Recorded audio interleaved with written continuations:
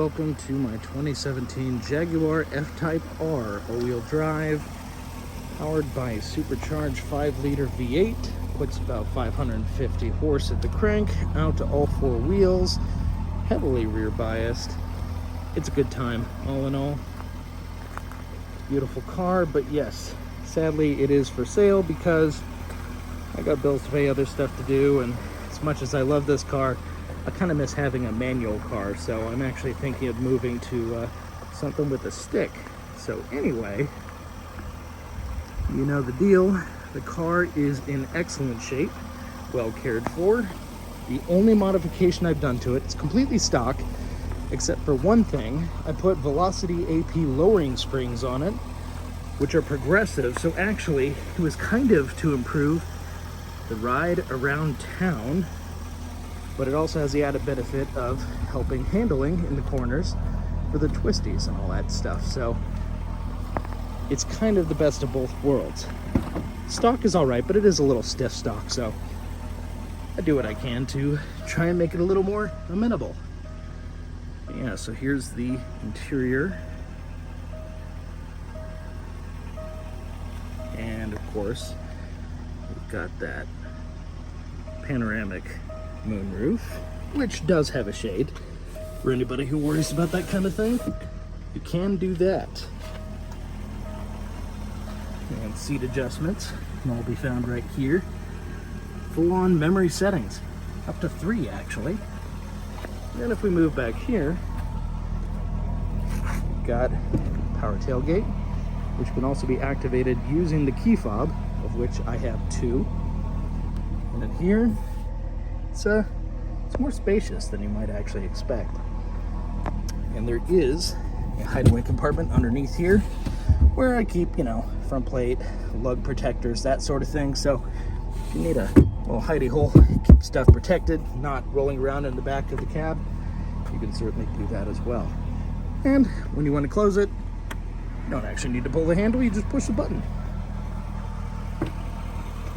Then we can go look under the hood here.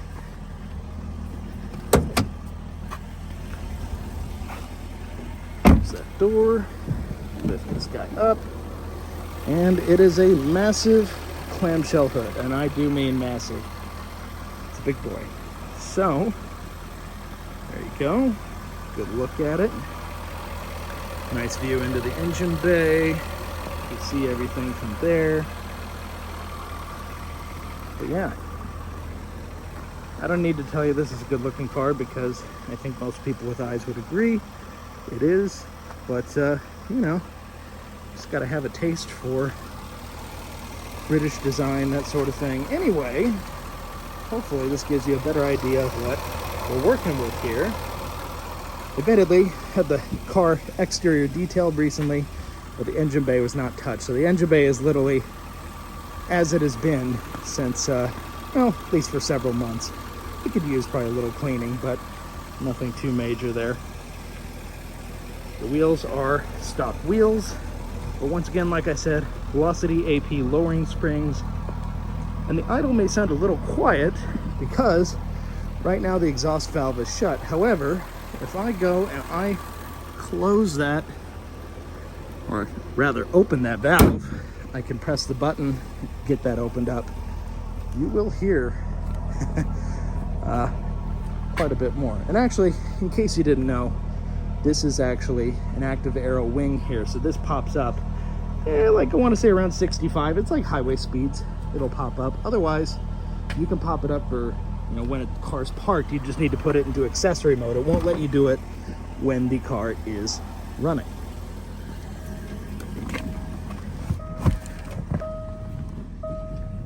All right, so now we're inside the moonroof, and here's a gauge cluster. You can see only 28,000 miles on it. Well, just coming up on 29, but not quite there yet.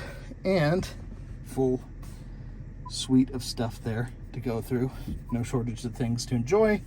And if you turn on this, you can play with your temperature, and if you click it in, that's how you adjust your heated seats. So I really like that design, actually. It's a nice touch. But anyway, here are your buttons for auto, stop, start, annoying feature, but you can turn it off just by leaving that. What's cool is once you've done it, you don't need to touch it again. That's it. This is your wing raise and lower button that only works when you're in accessory power, not when the car's running. As I mentioned, traction control off, electronic exhaust valve right there. But if you put it into dynamic mode here, there's snow up above, or dynamic, that guy right there, it activates the valve. And you might have heard a subtle shift there, but let me just roll down the windows here. All right, and let me press the valve one more time. You'll hear it get a little quieter.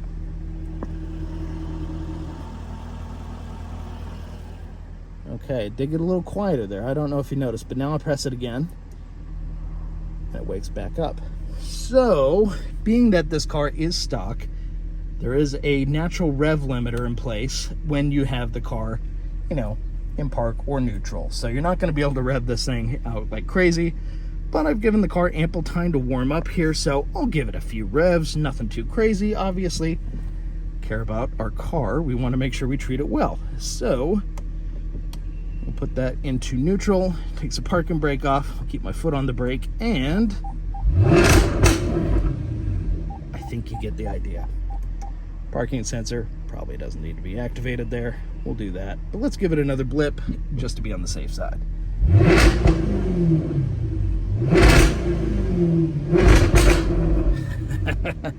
Yeah, so you get the idea. Then if I close the valve, or I just put it out of dynamic mode, the gauges go back to being gray. They're no longer red, and you notice that's gone. So when I rev it, listen how much quieter it is. Way quieter. You can hear very subtle pops and burbles, but it is way more subtle than it was before. So anyway, that kind of gives you a sense of that. So I'm gonna pop back out here. The car is in fact in park, so we're safe. And one last look outside. There she is. And yes, I should also add, because I'm always fully transparent with my vehicles, this car has had a very light, I won't even call it accident. It looked bad. Obviously, you can see in my social media. What happened was I was at a restaurant, right? Walk out because we were gonna go see a movie with family. And I find my car, well, looking like, we'll see here, I'll just insert it. Yeah, you'd be kind of freaked out too. Well, it turned out a truck had backed into it and effectively like pulled off the front bumper. It did not cause any structural damage.